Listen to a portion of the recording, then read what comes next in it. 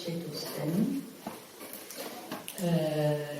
qui est l'instance qui réglemente la profession d'architecte, les architectes qui sont parmi les concepteurs que j'ai évoqués tout à l'heure.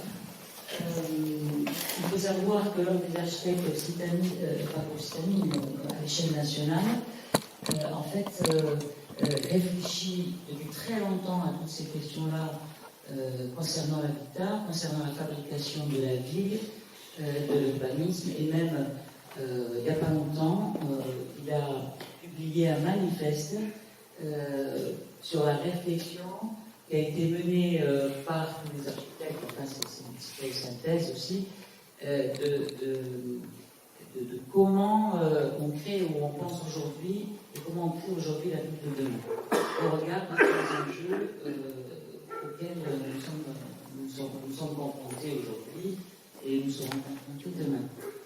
Voilà, donc moi dans ma présentation, en fait, je vais, disons, un petit peu aborder des sujets un peu généralistes, parce que je n'ai pas un sujet précis, si ce n'est, disons, les enjeux par rapport à l'habitat aujourd'hui, quelques idées et quelques pistes de réflexion, et puis aussi peut-être quelques pistes de réflexion sur des possibilités qu'on pourrait avoir, et quels leviers on pourrait avoir à l'échelle locale pour aborder certaines problématiques. Voilà. Juste pour un petit clin d'œil disons, à la problématique de l'étalement urbain. Le territoire du Sicoval, justement, est un territoire majoritairement périurbain, avec beaucoup de lotissements, et qui connaît donc ces questions-là d'étalement urbain, et disons, son pendant sur la qualité de vie, déjà, le premier, c'est les bouchons le matin pour aller travailler. Et donc, juste pour dire, pour faire le lien entre justement l'habitat et la mobilité, le travail, et dire comment aujourd'hui on peut repenser toutes ces questions-là, mais disons ensemble et pas de manière cloisonnée, pas de manière séparée.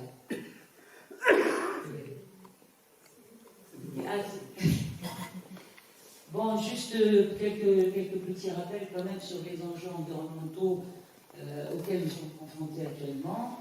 Voilà, le secteur du bâtiment représente 43% des consommations énergétiques annuelles françaises en France et il génère 23% des émissions des gaz à effet de serre. De l'autre côté, on a les camemberts, là, ça c'est très bien. Donc, la moitié des émissions des gaz à effet de serre, finalement, se conjuguent entre l'habitat et son pendant, c'est-à-dire la question des mobilités. Voilà. En conclusion, bon, tout le monde, on est tous d'accord qu'il faut qu'on se réorganise autrement. Mais on organise autrement, pas seulement l'habitat, mais notre façon y compris notre façon de concevoir le fonctionnement en société, c'est-à-dire de gérer l'endroit où on habite, l'endroit où on travaille, l'endroit où on a nos loisirs, où on pratique nos loisirs, là où on a l'école des enfants, etc., etc. Et de ce fait, essayer, disons, de faire en sorte de minimiser le transport en voiture privée, qui est quand même dans la pollution générale engendrée par les transports, qui est vraiment majoritaire et qui représente plus de 50%. Voilà. On dit le transport, les routiers, tout ça, les avions, tout ce qu'on veut. Le transport ferroviaire, pardon, voilà. Mais disons le camembert porte lui-même. Ensuite, voilà, quelques chiffres en droite peut-être dont on ne parle pas toujours. Voilà, il y a de l'autre côté 3 millions de logements vacants en France. 66% des déchets produits en France sont générés par le secteur du bâtiment, tel qu'on le pratique aujourd'hui. Voilà, 1,5 milliard d'euros par an de déchets de matériaux neufs qui sont en lien avec le bâtiment. Qu'est-ce qu'on dit ? Voilà, 60 000 hectares de terres arables sont artificialisés chaque année depuis 40 ans. Et, bon, à savoir, le béton est le produit manufacturé le plus émissif en gaz à effet de serre. Et derrière, pas très loin, vient la terre cuite, vient tout ce qui est briques, tuiles, c'est-à-dire tout notre système de construction traditionnel actuel. Voilà.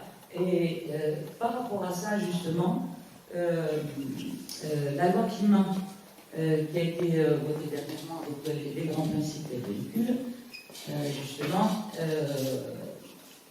disons, a attiré l'attention sur ce fait-là et a engendré quelque chose qui s'appelle la réglementation thermique, la réglementation environnementale 2020, qui, petit à petit, va tendre à changer complètement les matériaux avec lesquels on construit et essayer de faire en sorte de pousser vers l'utilisation de matériaux beaucoup moins polluants.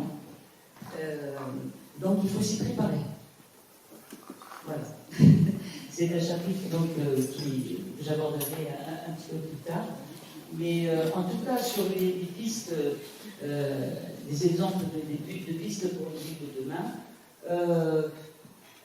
en termes de nouvelles formes urbaines, ça fait une vingtaine d'années déjà qu'on réfléchit, qu'on construit, qu'on conçoit ce qu'on appelle des écoquartiers, donc où on conçoit un lien étroit, ce qui a été expliqué tout à l'heure sur les espaces publics, mais plus généralement un rapport avec étroit avec la nature, tout en tenant compte des performances énergétiques et thermiques des bâtiments et même des îlots maintenant, pas que les bâtiments tout seuls. Ensuite, dans ces écoquartiers, il y a un concept de circularité qui intègre une réflexion globale sur les flux, sur la récupération, tel que le chauffage collectif à l'échelle d'un quartier ou d'un îlot, la récupération des eaux, l'autoconsommation en électricité, l'autosuffisance presque, etc., etc. Donc ça, ce sont des choses qui se font maintenant depuis quelques années. Le seul souci, c'est que ça reste...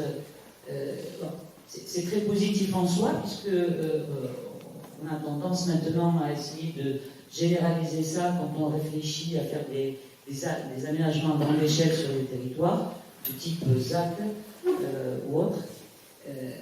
Mais le souci, c'est que voilà, ça reste quand même à des échelles assez localisées, des échelles de quartier. Or, ce qu'il faudrait pour faire face à tous ces défis-là, c'est que ça se répercute à une échelle beaucoup plus grande, qui est à l'échelle d'un territoire national, par exemple. Mais pour cela, l'urbanisme et l'architecture ne se suffiront pas à eux seuls, ni la réglementation en matière d'urbanisme, mais c'est vraiment des volontés de politique publique pour, disons, atténuer la polarisation des grandes métropoles éventuellement, de faire en sorte que les gens puissent habiter, travailler et faire toutes leurs activités de la journée ou de leur vie à des endroits qui ne sont pas très éloignés, ou alors à minima, effectivement, une politique de promotion du transport public qui soit généralisée et qui soit accessible à tout le monde. Et comme disait Madame tout à l'heure, effectivement, tous les gens ne sont pas obligés aujourd'hui, la logique fait que pour disons par exemple par rapport à Toulouse, pour aller du nord au sud de Toulouse, on est obligé de passer par Toulouse. Et que ce soit par la route ou que ce soit d'ailleurs par le transport public. Alors qu'il y a un manque flagrant justement sur les transversalités et le lien entre des petits pôles, et même à notre niveau dans le Loire-Atlantique, c'est la croix et la bannière pour se déplacer si on ne prend pas le train ou si on n'a pas la voiture. Voilà. Ensuite, les ressources disponibles pour faire. Qu'est-ce qu'on a comme ressources disponibles pour faire au-delà de la construction neuve, si effectivement on a des objectifs de zéro artificialisation nette dans 50 ans peut-être, très honnêtement, moi, ça me paraît très difficile, mais je tente le voir. Nous avons quand même, surtout ici dans la Loire-Atlantique, quand même un patrimoine existant, bâti, qui est très très riche et qui est là et qui tient depuis des centaines d'années. Et donc, il y a toutes les possibilités que peuvent offrir les politiques publiques qui ont été évoquées tout à l'heure par le CLE, justement, de reconstruire la ville sur la ville. Mais il y a aussi, de l'autre côté, tous les particuliers qui habitent actuellement le tissu urbain ancien et qui auraient peut-être besoin de coups de pouce juste pour pouvoir améliorer leurs conditions de vie dans ces bâtiments-là. Or, aujourd'hui, il y a énormément de freins à cet état de fait. Peut-être j'évoquerai un petit peu tout à l'heure pour la conclusion, quand je parlerai des PLU, par exemple. Il y a énormément de freins à cet état de fait-là, notamment un frein, disons, purement économique. C'est-à-dire que si on veut rénover l'ancien, ça coûte déjà plus cher que de construire sur une parcelle toute neuve, où il n'y a rien tenu, pardon. Et ensuite, pour, disons, avoir des conditions de vie agréables dans de l'ancien aujourd'hui, il faut quand même réaménager un peu l'intérieur parce que là, des maisons avec le couloir au milieu et puis les pièces de chaque côté, ben, aujourd'hui, on ne vit plus de cette manière-là, ou en tout cas, on se sent plus de vivre de cette façon-là. On a une autre façon d'utiliser l'espace à l'intérieur. Il y a les problématiques liées aux économies d'énergie, c'est-à-dire que ce sont des bâtiments respirants, mais des bâtiments qui ne sont pas isolés. Donc, il y a des factures de chauffage qui sont énormes. Il y a tous les dispositifs aujourd'hui pour, disons, d'aide à la rénovation énergétique, mais bon, on pourra peut-être dans le débat discuter de leur performance et disons, voir si les objectifs sont atteints ou pas. Allô? Voilà. Non. Et oui, et il y a l'autre souci aussi de ces vieilles maisons, quand je parle du tissu ancien, c'est aussi, disons, la luminosité. Il y a un grand souci à chaque fois, en tout cas moi dans ma pratique professionnelle, je vais vous dire quand même que je suis architecte qui exerce à Baziège, et je travaille beaucoup dans la rénovation de l'ancien envers les particuliers, avec les particuliers justement, où cette problématique-là est évoquée très très souvent de manque de luminosité, donc de l'espace intérieur pas adapté, pas assez de lumière, et puis surtout aussi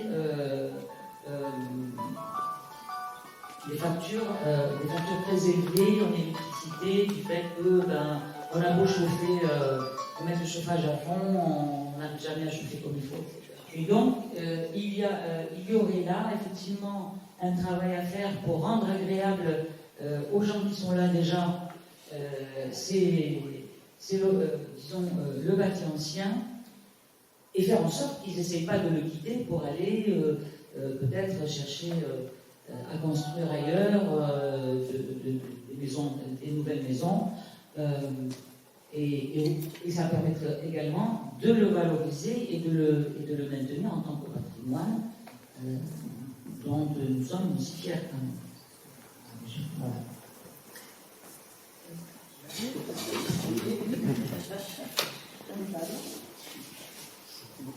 Il est parti avec. Non, mais c'est bon, ça a changé.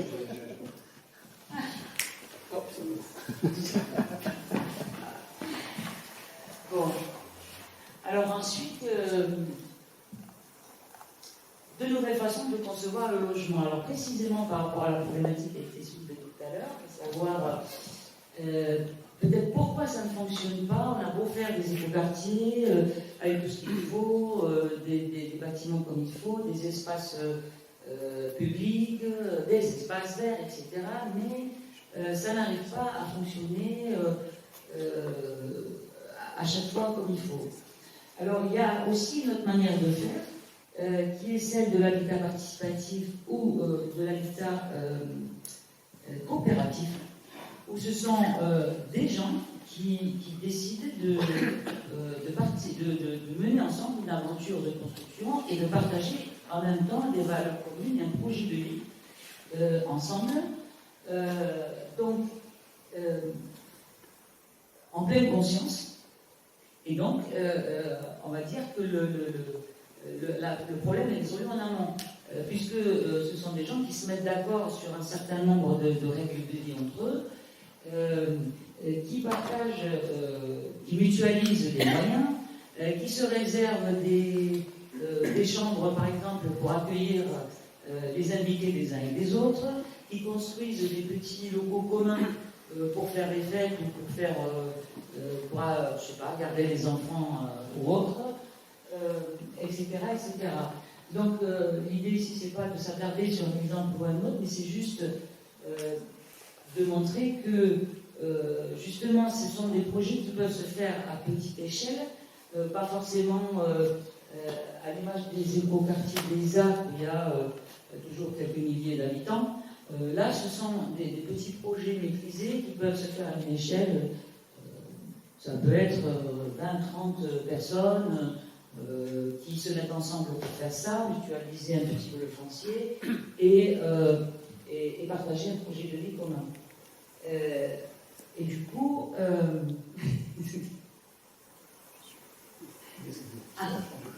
bon, comme perspective ou possibilité d'avancer, disons, la réflexion sur les petites villes de demain. Bon, ensuite, dans le siège de ce que j'ai dit tout à l'heure sur le patrimoine, et aussi dans la construction neuve, bien sûr, le recours aux matériaux biosourcés et aux matériaux propres devient aujourd'hui une nécessité par rapport à ce qu'on a vu aussi au début sur la capacité de pollution des matériaux classiques qu'on utilise actuellement. Ici, juste un exemple pour dire, parce que souvent on appréhende parce qu'on ne les voit pas beaucoup, mais en fait les matériaux biosourcés sont utilisés dans le bâtiment aujourd'hui. On a des techniques qui sont connues, étudiées, il n'y a aucun souci dessus.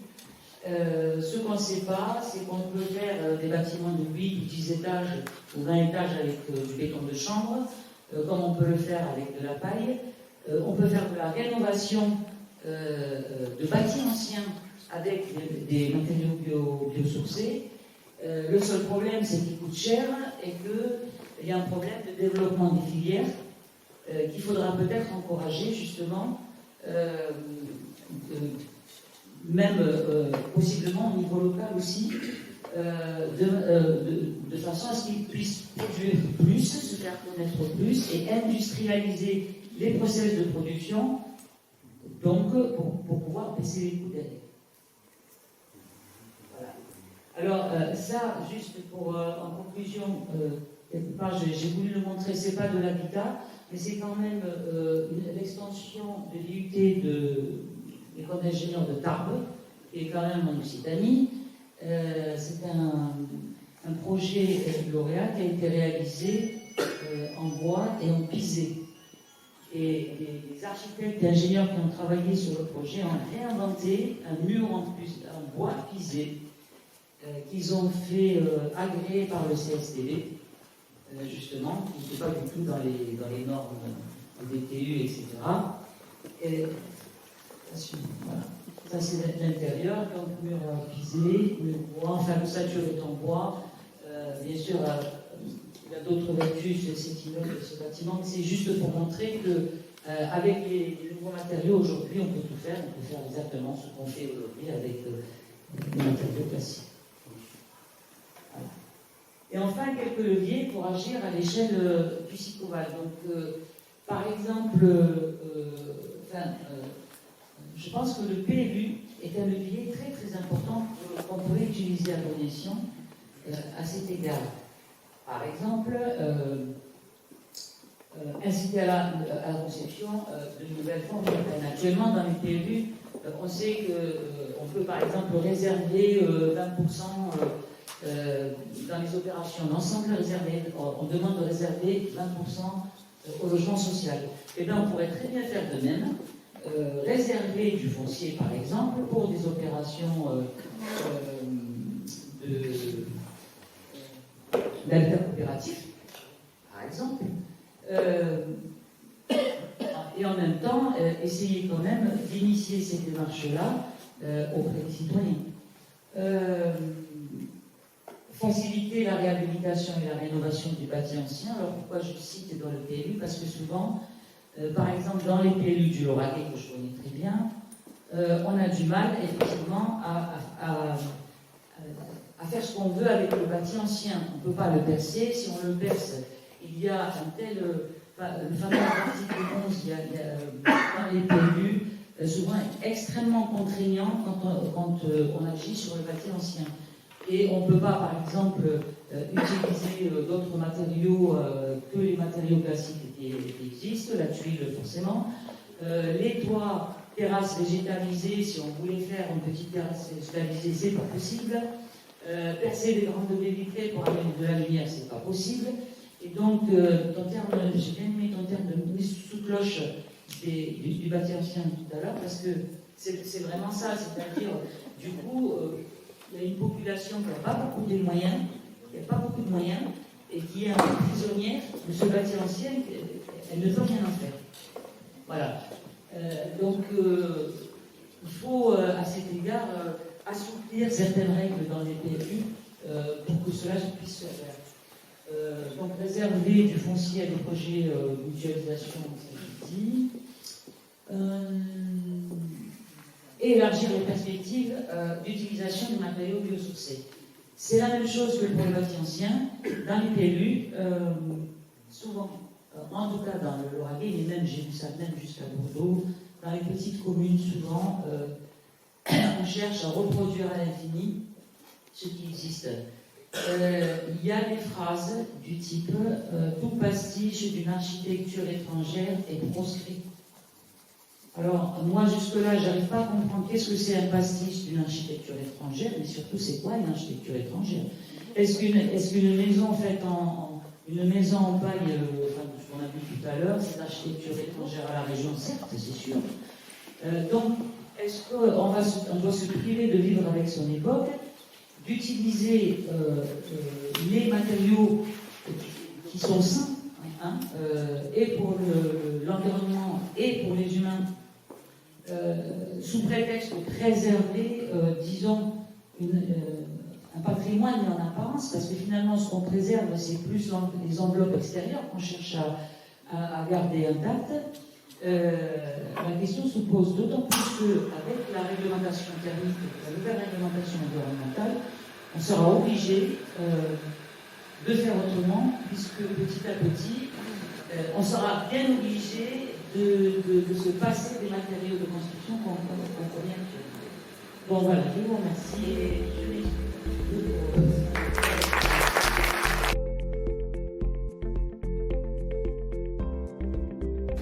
La question de diviser le territoire en zones, c'est ce qui empêche justement quand on crée de l'habitat, il n'y a que de l'habitat. Et ce qui fait les espaces publics un petit peu vidés de substance, puisqu'il n'y a pas d'activité dedans, et pas d'équipement, et ça se transforme tout simplement par le jeu pour les enfants, sans plus. Alors que dans une ville, tous les espaces publics, et bien autour, il y a des équipements, il y a tout ce qu'il faut, et c'est ça qui le fait vivre, et qui fait que les gens se rencontrent entre eux pour aller boire un café, pour aller à la poste, pour aller faire